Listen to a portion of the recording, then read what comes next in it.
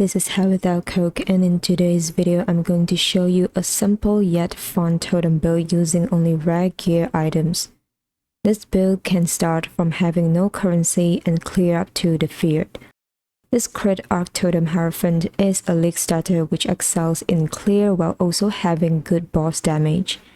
It stacks tons of mana to gain massive damage and defense at the same time. Arcane Cloak, which consumes a large amount of mana, is used to grant added lightning damage based on 15% of the mana spent. Therefore, the more mana you have, the more damage you gain. Might over Matter is a defense mechanic that allows 40% of damage to be taken from mana before life. With Hierophant's Divine Guidance notable passive, we will have 50% of damage taken as mana before life. Wrath is linked to Eternal Blessing to free up the mana pool from Might over Matter while giving us more lightning damage.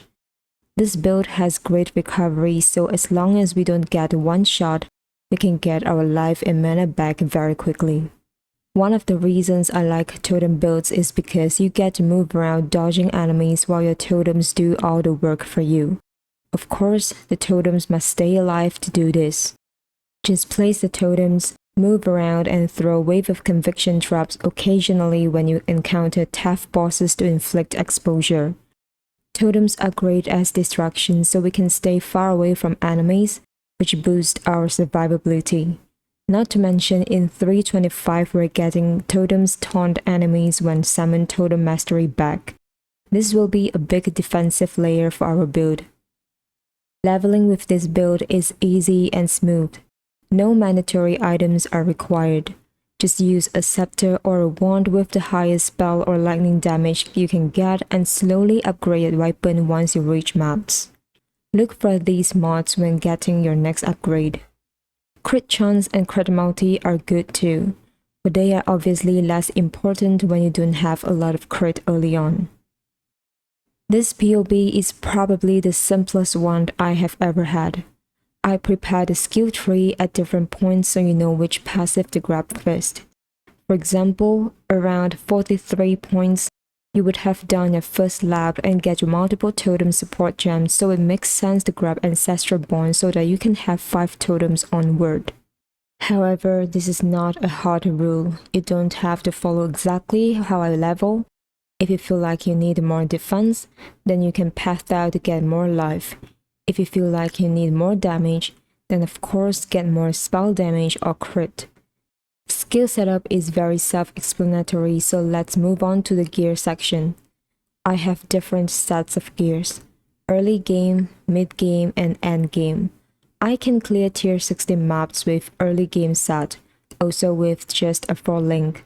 Like I said before, this build heavily relies on mana for damage and defense, so make sure to get high mana on most of your gears. Other important mods are life, resistances, and attributes. Cast speed is great for our build, so try to get it on your amulet and rings. Mid-game set isn't that much different from the early game set. You will want to upgrade your weapon and if possible, get +1 totem on your shield. This will be a huge damage boost. As for armor pieces, it would be nice to add Eldritch Implicits. The lowest tier is fine. Upgrade your gears to this set when you want to fight normal pinnacle bosses. Now, endgame set. It can be a little expensive because we're trying to get spell suppress and dexterity on our gears on top of life, mana, and resistances. With Magebane Keystone, we get 1% chance to suppress spell damage per 15 dexterity. If you think it's hard to cap spell suppress, you can get spell suppress on evasion-based shield. You still get +1 totem, but you will lose +1 to gem levels.